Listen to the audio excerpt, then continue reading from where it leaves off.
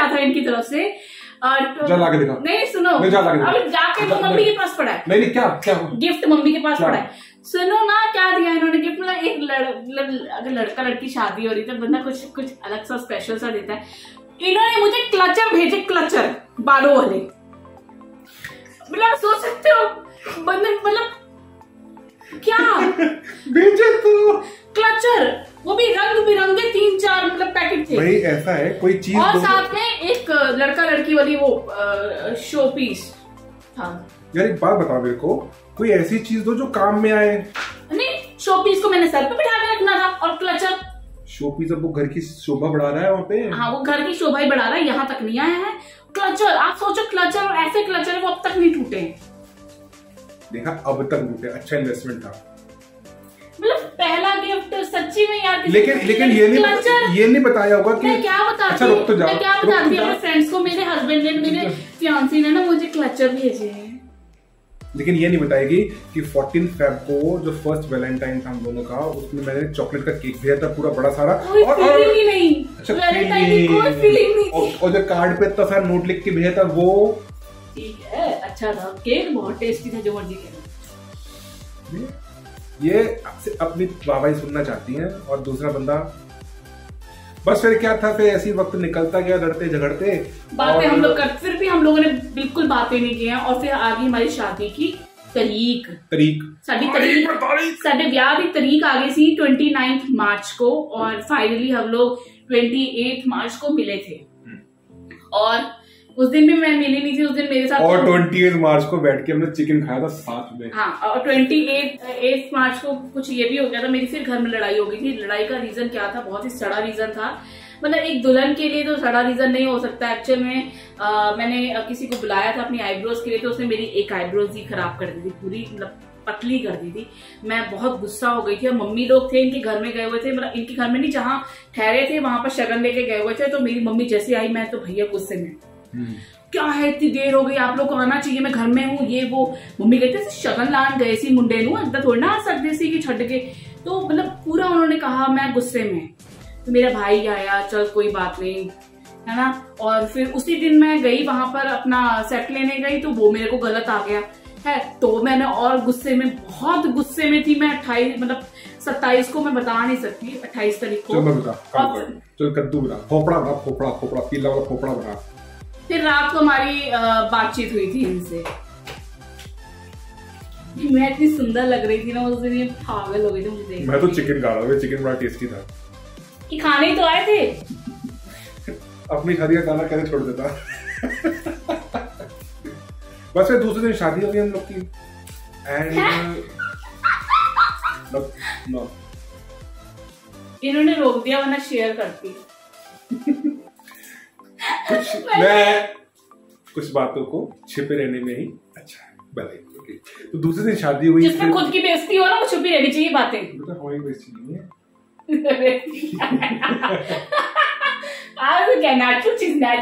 कोई नेचुरल नहीं। फिर 29 मार्च को हम लोग की शादी हो गई। एंड फिर दोपहर को लंच के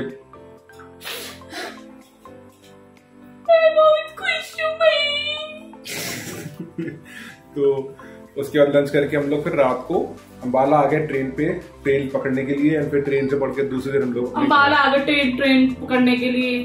हम लोग अंबाला आए ट्रेन पकड़ने के लिए, ट्रेन के पीछे भागे और पकड़ लिया हमने। मतलब ट्रेन लेने के लिए आए थे, इतनी महंगी ट्रेन हमने खरीद ली। ठीक है, हम लोग फिर अंबाला आए। एंड अंबाला के बाद फिर मैं अपने ससुराल आ गई। तो पहले मेरे जो नाना ससुर जी थे, उन्होंने बहुत अच्छा वेलकम किया। तो वो झांसी में, जहाँ हम अक्सर जाते रहते हैं, बट अब वो नहीं है हमारे साथ। बट जब वो थे तो बहुत ही मतलब प्यार मिला। एंड उन्होंने फर्स्ट जो कहते हैं ना, शादी के बाद एक लंच डिनर का जो प्रोग्राम होता है, वो फर्स्ट उन्होंने पहले उनकी तरफ से रेडी हुआ। बहुत अच्छे होटल में वो लेकर गए मुझे, और बहुत अच्छा उन्होंने अच्छा सा खाना भी खिलाया। और उसके बाद फिर मेरी विदाई वही दोबारा से हुई झांसी से। और झांसी से होने के बाद जब मैं यहाँ आई, तो यहाँ आके मुझे बहुत अच्छा वेलकम मिला। यहाँ के जो मध्य प्रदेश की जो चीजें हैं छोटी मोटी, जो अपनी नहीं होती, लेकिन हाँ उनकी खुशी के लिए वो सब किया मैंने।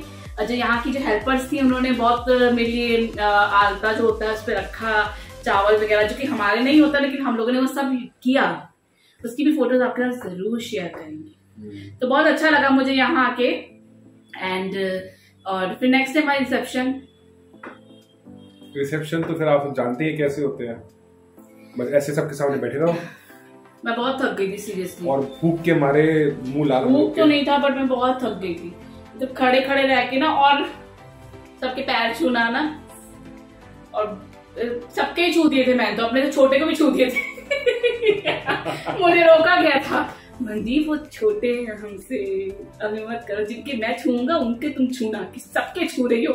और लिटरली मैं सबके छू रही थी, मुझे नहीं पता कौन था क्या नहीं था, मैं सबके छू रही थी। जो भी आए मुझे स्पेशली मतलब मेरे को स्टेज पे हंसी आ रही है। मुझे दीदी आए थे, इनके बड़े सिस्टर आए थे, सिस्टर इन लॉ आए थे, वो कहते मनदीप बेटा सबके नहीं छूने हैं और बता देंगे आपको। एंड यस, एक बहुत ही इंपॉर्टेंट चीज जो कि था, जो नेक्स्ट डे मेरा वेलकम हुआ, मतलब जब मैं आई थी यहाँ पर, फिर आते हम मतलब हम लोग, मैं उधर सोई थी इधर सोई थी, हम लोगों का होता है मत्था टेकना है पहले, तो मैं सबके साथ सोई थी। तो वहाँ सुबह 7 बजे मेरी सिस्टर इन लॉ आई थी, और बहुत लगता है अजीब सा ना कि आप किसी घर में आपकी नई सुबह है।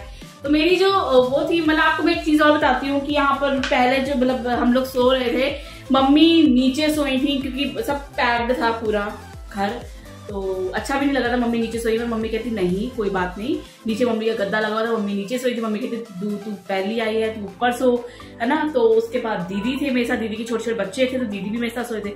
बट सुबह मुझे बहुत अच्छी तरीके से वेलकम किया गया था। जैसे कि दीदी आए मेरे पास, मैं सो रही हूँ, 7 बजे करीब मुझसे बोलते, बेटा किसकी माथे पे मंदी, बेटा उठ जाओ, 7 बज गए, आपने गुरुद्वारे मत्था टेकने जाना है। तो ये बहुत अच्छी चीज होती है एक लड़की के लिए, कि होता है ना डर कैसा होगा।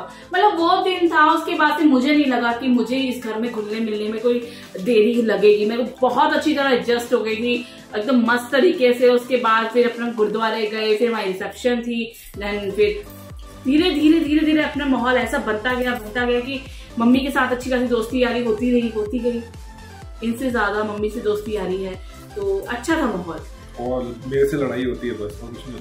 तो एक तो बंदा चाहिए लड़ाई के लिए, सास नहीं तो पति से, पति के साथ सास बहू वाला भी लड़ाई कर लेते हैं।